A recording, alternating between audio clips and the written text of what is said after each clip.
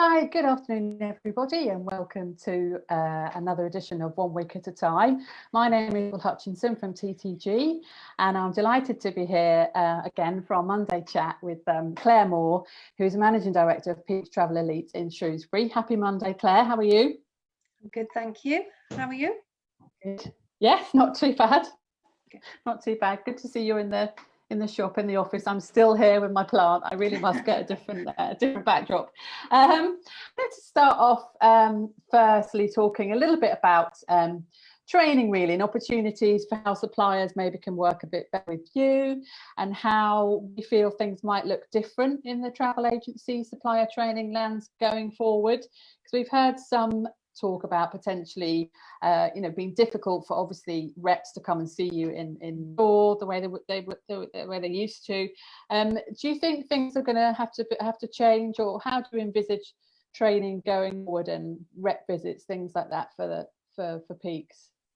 I think the whole landscape's changing as the way that we interact with our customers and with our suppliers. So I'm sure there'll be a big extension of the Zoom community. I think that, of course, training is such a priority. Things change in travel, as we all know, at such a rate that we all need to keep it going. But whilst it's a change and we're not always ready for that, I think that can be some really good positive things from it. A more structured day maybe allows for X amount of time for training that's able to be scheduled into the day rather than an unannounced drop-in. So constructive use of time might work. I guess it used to be the case, didn't it? Lots of lovely reps would turn up with some cupcakes, some latest brochures, and they're all, you love to see people and they love to see you. But yeah, as you say, it perhaps wasn't always the best time. So some structure like that would be better to focus into the day. And bearing that in mind, with the fact that we're hearing a lot more about agencies generally working on a consultation appointment basis, do you think those two things dovetail well together, and so the structure of the day will be really kind of planned out more? Yeah, absolutely. So when we open, we're hoping that we'll open. We've still got some work to do, but we're hoping that we'll be able to open on the 1st of July. But we will absolutely be on a closed door policy, appointments only. And I saw a demo of potentially a great travel appointment system last week. Okay, who's doing that? Well, it's early days really. I was part of a advisory panel for Advantage leisure agents, and just looking at ways that Advantage and an elite travel consortium can maybe work together to support us. So the demo is essentially a bit of a sexy diary. But it allows consumers to actually book their slot. So there's still some work to do on it, I believe, but it looks like it could be a great thing. So a consumer of an evening could be sat there hoping to make an appointment for the next day, and they can actually see your availability. Okay, that sounds really, really promising way of combining all these things that we're talking about. Because I was wondering how the logistics of appointments would work. For some. Because we need to book time around cleaning before and cleaning after, keeping the staff and customers safe, but it also allows us to block out time. So it would work brilliantly for a planned either supply visit, or probably more realistically a video or Zoom webinar type scenario. We will be restricting the amount of people that come into the office. My priority has to be keeping the staff safe here. So we'll have a visitors book for anybody that comes in. That I'll be recording who comes on the day that they were here, so we can always look back. Touch wood, there won't be any COVID symptoms for any of us, but actually we've got to be responsible in what we're doing, haven't we? Yes, we were talking earlier, some colleagues and I, about that health and safety thing around if people were in the shop and something perhaps got traced, this contact tracing, if it got traced back to an agency, and there could be fallout from that, for example, if somebody was seen to have been, in a certain place when it happened. So everyone is going to be very, very careful about that, aren't they? Do you think, although I imagine there'll be much longer consultation processes needed with the client. Would you try and limit the actual time that someone's in the shop anyway? Absolutely. To start with, we will be limiting consultations to 30 minutes. I think there's definitely scope for a longer video consultation. Okay. But face-to-face, we would restrict to 30 minutes, just because, of course, the longer you're in somebody's company, the higher the risk. And it's all about risk management. I mean, we need to be sensible, of course we do. But I think for everybody's sake, it's what we need to do to start with, and then we can hopefully adjust as we all find our way through it, because it's odd for everybody, isn't it? Yeah. In another development, I was thinking, obviously no one's traveling anywhere at the moment, but do you think it changes also the nature of fam trips going forward? People will be much more careful about who they send, whether the individual themselves makes that choice to go, and also we imagine there might be less budget to host agent fams going forward. Do you see that all changing as well? I think it has to, doesn't it? From a liability perspective, I would need to consider, actually, is it safe? Is it right? Can I ask these people to go? I'm sure there would have to be some kind of, I don't know what, a contract situation. It feels like it's a long way off. But of course, we're all out there championing travel, so we have to make it work somehow, don't we? This is it, isn't it? You want to see, if we want our customers to travel, we have to lead by example. Ourselves. Lead by example. And how many fam trips would the agencies have done a year, sort of on average, going back? So the team would all have at least one a year, and then there would be conferences. We do lots, as much as we can, training, and we get offered such a lot of fam trips, which is a real privilege. And you know, it's unfortunate that actually sometimes we have to be in the office and do the work. Yeah, do the work. Absolutely. Yeah, of course. Yeah, and we've seen these virtual fams emerging as well. You know, the opportunity, we can all perhaps virtual look round a hotel room. Of course, it doesn't compensate for actually seeing somewhere up close, but I think technology will probably evolve even more to help us get a virtual training on destinations and places, I'm sure. And talking of potentially bookings and travel, I know you have some green shoots now and again coming through. How are you looking at generating any future business at the moment? What's happening on that side of things for you? So the phone lines were a struggle, and they finally were turned on probably about half an hour ago. So apologies if they do ring in a mo. What happened? Just nothing. The phones didn't ring. My message was still on there. So technical issues, but had a busy morning trying to get that rectified.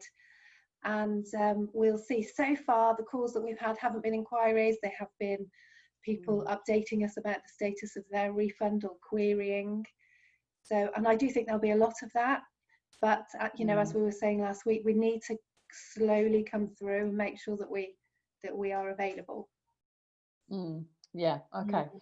What about the social media side? Have you been promoting anything? I mean, not promoting in terms of salesy, but have you seen any activity there or any movement in your own Facebook channel, things like that? Yeah, well, ours has really just been about trying to promote a bit of armchair travelling until people feel ready and safe to take the plunge. Of course, there's been lots of worry about the R rates increasing in certain areas of the country, of our own country, let alone stepping outside the country, should we be allowed. So I do still think it's positive.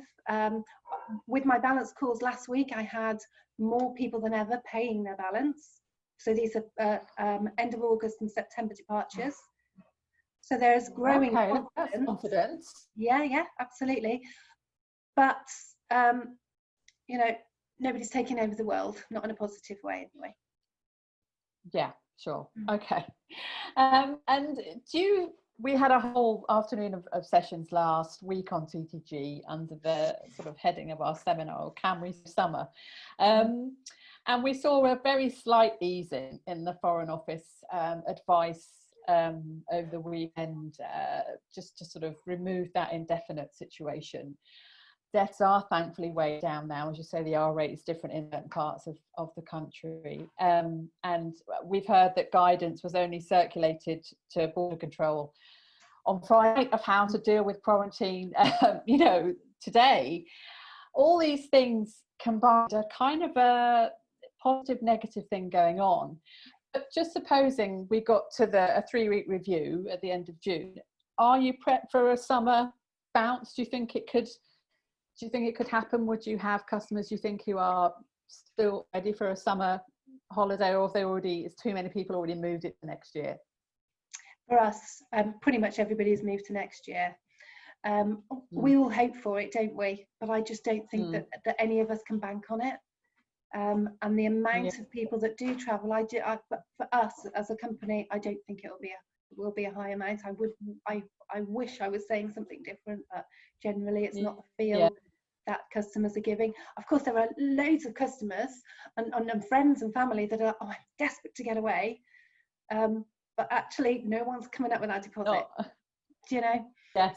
So it's always very well for us all to say, we're all desperate for a holiday, me included, but actually, are we booking it, or are we just hanging on and waiting to see how it all works out? Yeah, of course. And it's so tricky trying to keep tabs on where we all might be able to go. How are you doing that? Is there any kind of tech that's helped keep tabs on the different regulations for different countries and all that kind of thing? Yeah, there was a great thing actually that I heard about on Friday. Travelport have released, I suppose it's an interactive map really, so a map of the world, and over that map there are varying stickers, colour coded, red, amber and green, and as you hover over it, it gives you more information on the restrictions for particular countries. It could be a great thing, because that's going to be overwhelming, isn't it, if we're able to get air bridges in and we start to see some are moving. Hopefully that's the point where people will at least start booking. I'm not confident that they'll be travelling in anything like the numbers I'd hope, but hopefully they'll at least start booking for forward. Yeah, and you just want to be able to very quickly say, yes, no, that's available, that country's, I know exactly how to get you into that country, and all the different things at your fingertips, don't you, really? If you've got that customer who is interested, you suddenly want to be able to very quickly help them out with it. But I also looking that we're all being a lot about the staycation and how we're all having this not stampede, that's the word, rushing mentally to think about a UK holiday. Potentially people would have gone ahead and booked a UK holiday thinking nothing can happen anyway, and then if we are suddenly open, we've already booked a UK holiday as well, which is kind of another damaging factor for people booking overseas travel. I mean, how have you been able to leverage any UK interest, and do you think that also might be an issue, that your customers might have thought, well, I've already booked a UK holiday now, so I can't necessarily do anything else? I think so, and I think there are lots of customers who will be thinking ahead to their own job security and what they're willing to commit to financially. We're long, as far as the economy goes, I mean, we're as a country, we're a long way from feeling flush, I think, aren't we? Yes, certainly certainly are. But a lot of airlines are releasing their schedules for July. EasyJet, Ryanair, BA, sort of putting flights out there now. Presumably travelling uninsured, right? Because if the FCO invites. And this is a crazy thing, isn't it? I don't believe that a tour operator's indemnity insurance, for lack of a better word, would actually give them the insurance that's necessary. So it may have to be that a consumer is travelling without travel insurance, and B, are unable to book through a tour operator, so wouldn't have any protection under the PTRs. Yeah. So I guess it's people just putting themselves at that bit of a risk, isn't it, really, of just travelling without it, as I'm sure a lot of them probably did anyway to a degree. You know, I quickly book a Ryanair flight and off I go. I'm not necessarily always worrying about travel insurance. No. I can skip that No. box when it asks me if I've got insurance. Yeah. I'm sure you obviously would never do that with your clients. And generally speaking, there's been a lot of talk about how the industry can try and get the government to listen to us more on all the different fears and worries that everybody has. And there's been lots of methods put out there, if you like, on how to contact your MP to sort of personally lobby them. Have you heard of that? Is that something you would ever, do you know who your MP is? Is it something you would ever consider? Yes. Yes. We know our local MP, and so we were already lobbying for the last, I think it was an ABTA incentive. When they put out their their blanket thing. Yeah. So we did that last time, and I think as far as the return to travel, of course, this is our industry, and we desperately want it to work as quickly as it can work, but it's got to be at the right time. What I fear is pushing too hard for something, which then turns into more negative news for the travel industry. It would be great just to see steady growth, and it might be at a slower pace than we'd like, but it can continue to be positive rather than this crazy ping pong situation that seems to be going. Yeah. That said, of course, I will be lobbying because it's our industry, isn't it? Yeah, you do what you can, of course, to save it. And I think if MPs do get this prodding people often enough, then of course they have to sort of do what their constituents are asking them to. All this will inevitably lead to some pretty big changes in travel. I think we all are aware of that, and some very difficult conversations and plans about redundancies and structure of businesses going forward. What stage are you at with that? Do you think you can give any advice to any other agents out there at the moment? Yeah, well, we're not in a great place, honestly, at the moment. I have had to start the redundancy process for our team. And right now I'm feeling angry and upset and confused. You know, how can we go from being UK's #1 travel agency and the brilliant success of the 5 years prior to that, a really strong balance sheet, our most profitable year last year ever, to actually now having to start that process. And I'm a massive champion for people. Travel is a people business, and to have now to consider having to lose some of my own people is heartbreaking, actually.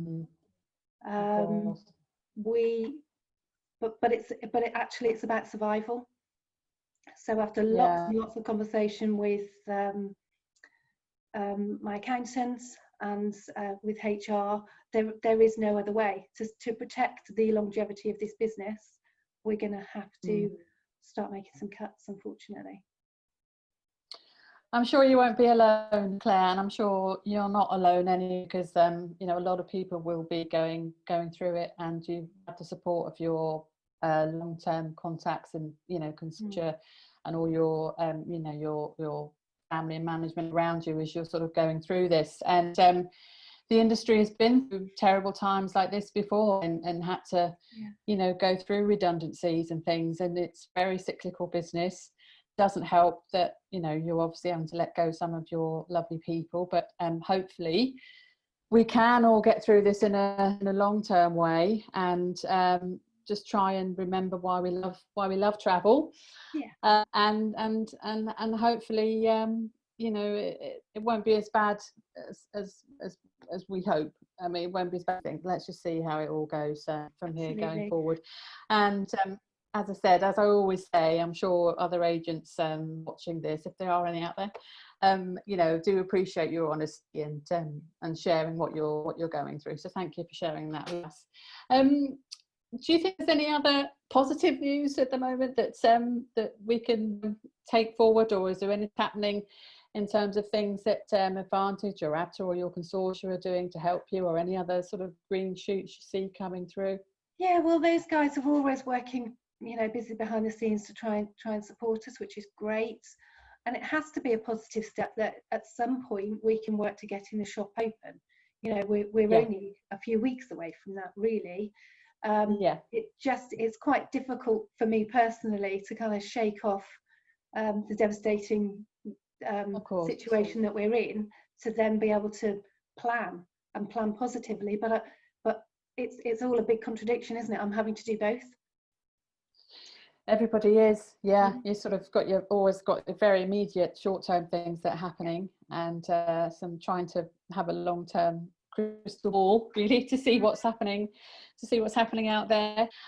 Well, Claire, as always, I wish you all the very best, and I do love talking to you every Monday, and just to see what's happening with you. And as I said, it reflects, I think, what's happening in the wider agency landscape. So hopefully the shop opens on 1st of July. Well, opens in its kind of new method, and opens but closes. And well, we'll keep in touch with you and see how things develop. And for anyone else who wants to see some more agent interaction and conversations, to see what else is happening out there, tomorrow at 11 o'clock on Facebook will be our regular Agent Matters panel, where we'll be talking to some Minipal spoke to a while back, tailor-made travel, Carrick travel and Lux travel. And on Thursday will be our Tourism Australia Facebook live training at 9:30 in the morning, to bring some Australian sunshine in lives. But until then, everybody, thank you so much for watching. Stay well and stay safe, and we'll see you again soon. Thank you. Thank you.